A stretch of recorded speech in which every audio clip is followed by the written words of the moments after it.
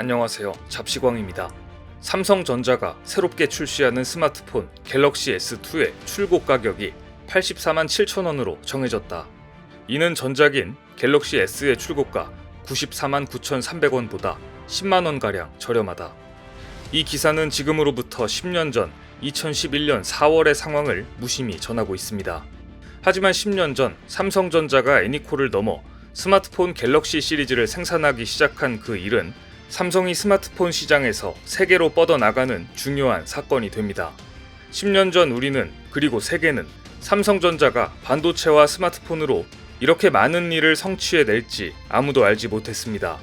이렇듯 우리는 미래를 알 수는 없지만 현재 일어나는 일들을 면밀히 관찰해보면 10년 뒤 우리 옆에 와 있을 일상을 예측하고 그에 따른 현명한 투자의 길이 보이기도 합니다.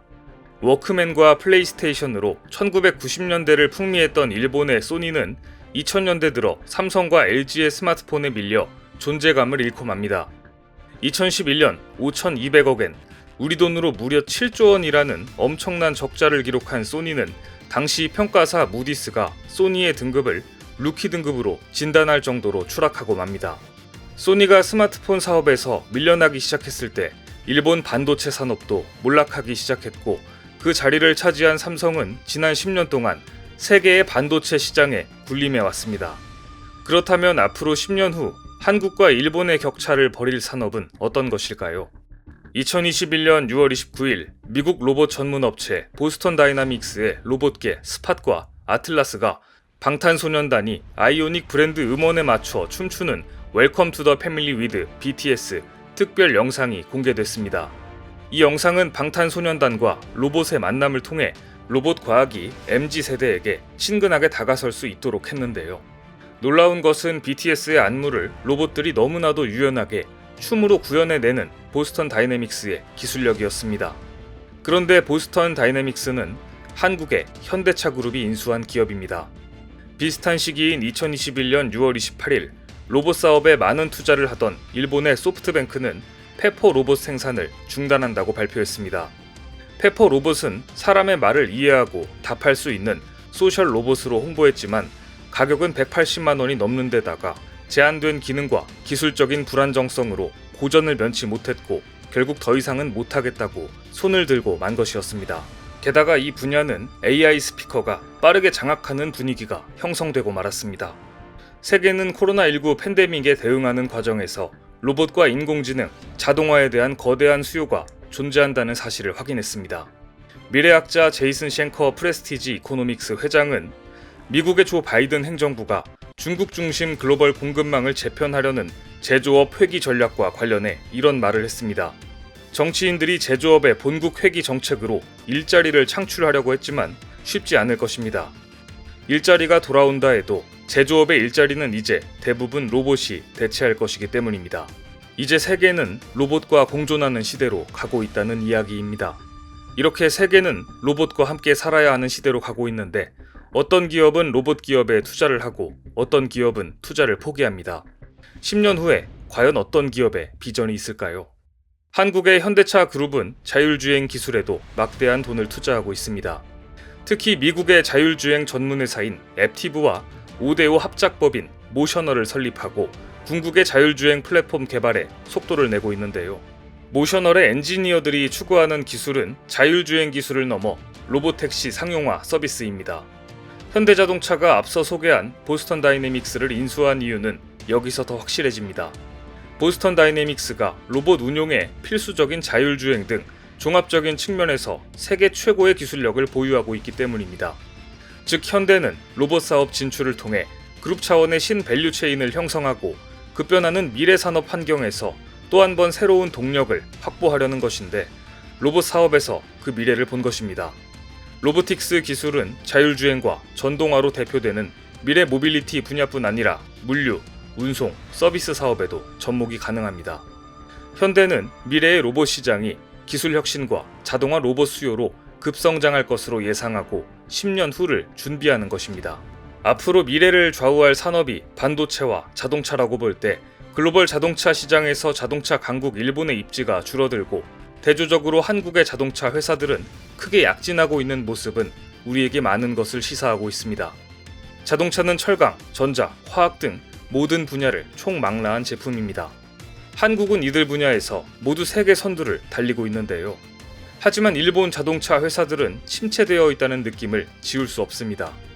미래 지향성이 떨어지는 것은 기업 가치와도 직결되며 나아가서는 기업의 존립에도 악영향을 미칩니다. 특히 눈에 띄는 점은 현대차가 한미 정상회담을 계기로 오는 2025년까지 미국 내의 전기차 생산 설비와 수소, 로보틱스, 자율주행 등에 8조 원이라는 막대한 돈을 투자하는 반면 일본의 행보는 전혀 다른 길을 가고 있습니다. 일본의 도요타 자동차는 자율주행 기술 스타트업 포니 AI에 총 10억 달러를 투자했는데요. 이 회사는 중국의 스타트업입니다. 자율주행이라는 미래 핵심 기술을 두고 현대차는 미국 기업과 손을 잡았고 도요타는 중국 기업과 손을 잡았습니다. 과연 미국은 누구의 손을 들어줄까요? 뿐만 아니라 사사건건 으르렁대는 중국과 일본의 정치적인 이슈가 도요타의 자율주행 기술에 발목을 잡을 수도 있습니다. 2019년 7월 4일 일본 정부는 한국 반도체 산업에 타격을 주기 위해 한국이 일본에 의존해온 핵심 품목에 대해 수출 제한을 시작했습니다. 그로부터 2년이 지난 지금 한국은 어떻게 달라졌을까요? 일본의 의존도가 높았던 불화수소는 빠르게 국산화되면서 대일본 수입액이 2년 사이 86%나 급감했고 한국의 산업부가 연구개발에 막대한 지원을 한 지 1년 반 만에 한국에서는 271건의 특허가 쏟아졌습니다. 지난 2년간 한국에서 소재, 부품, 장비 관련 투자는 3,826억 원, 관련 매출은 2,151억 원이나 발생했습니다. 이를 통해 일자리도 새롭게 창출됐습니다. 일본의 수출 규제가 오히려 한국의 소재, 부품, 장비 관련 분야의 연구 개발과 자립화를 가속화시킨 셈입니다. 사실 일본에서 수출 금지를 선언한 직후 한국의 업체들은 핵심 소재를 개발할 엄두를 내지 못했습니다. 100년 가까이 이 분야에서 연구 개발에 노력을 다해온 일본의 모리타 화학공업과 스텔라 케미파의 노하우를 한국이 따라잡는 것은 불가능에 가깝다는 자기 불신이 팽배했던 것도 사실입니다. 하지만 위기 상황에서 한국 기업들이 보여준 잠재력은 업계 스스로도 놀랄 정도였습니다. 일본의 수출 규제 2년, 의외의 상황이 펼쳐지고 있습니다.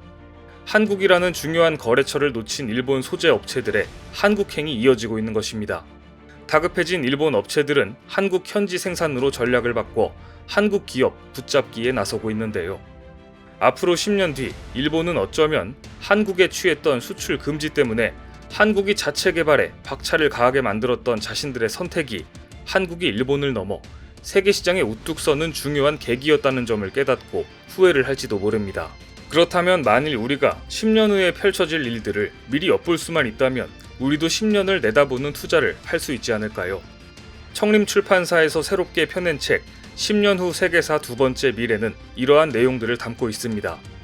이 책은 2015년 출간되어 많은 호응을 받은 10년 후 세계사의 두 번째 이야기로 2021년부터 앞으로 10년간의 변화를 짚어보고 있습니다. 그럼 10년 후 세계사 두 번째 미래라는 책에서 제가 감명 깊게 읽은 일부를 읽어드리겠습니다. 자율주행차가 등장하면 도시의 부동산 가격이 떨어진다. 이미 빠르게 발전해온 자율주행차가 앞으로 어떤 모습으로 발전할까? 이 질문에 대한 답을 찾기 위해서는 자동차뿐 아니라 산업과 도시 자체의 변화를 살펴보아야 한다. 도시의 기본 인프라와 자동차가 소통하면서 인공지능 기술이 발전하는 것이기 때문이다. 지능형 교통 시스템은 지금도 쓰인다. 내비게이션 앱의 실시간 교통정보, 고속도로의 하이패스, 정류장의 버스 도착 안내 시스템 등이 모두 ITS에 속한다. 여기서 더 나아가 자동차와 인프라가 정보를 주고받는 것을 차세대 지능형 교통 시스템이라 부른다. 도로 인프라와 자동차가 통신을 시작하면 어떤 일이 벌어질까? 자율주행은 모든 산업에 영향을 준다.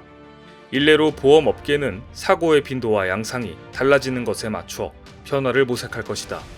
한국 보험업계는 2020년 7월부터 3단계 자율주행 기술이 상용화될 것에 맞춰 후불 보험제를 도입하는 등 상품을 조금씩 개편하기 시작했다.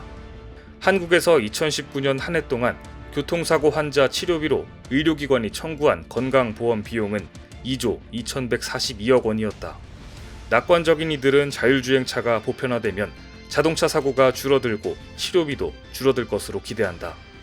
자율주행 기술은 자동차에 국한하지 않는다.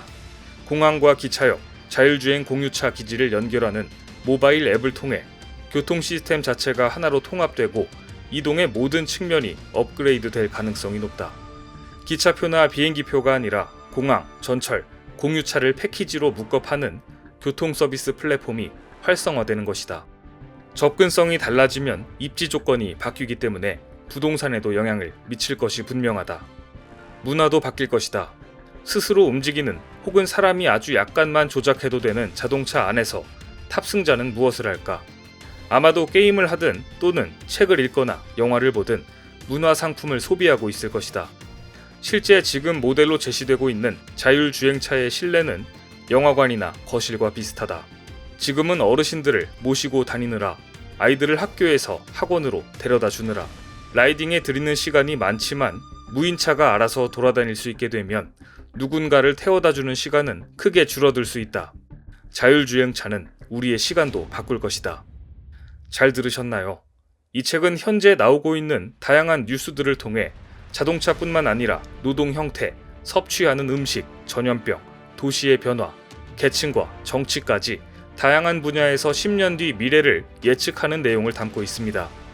앞서 말씀드린 것처럼 지금 무심결에 지나쳐가는 뉴스 하나가 10년 뒤 엄청난 성장의 시작점이었을 수 있습니다.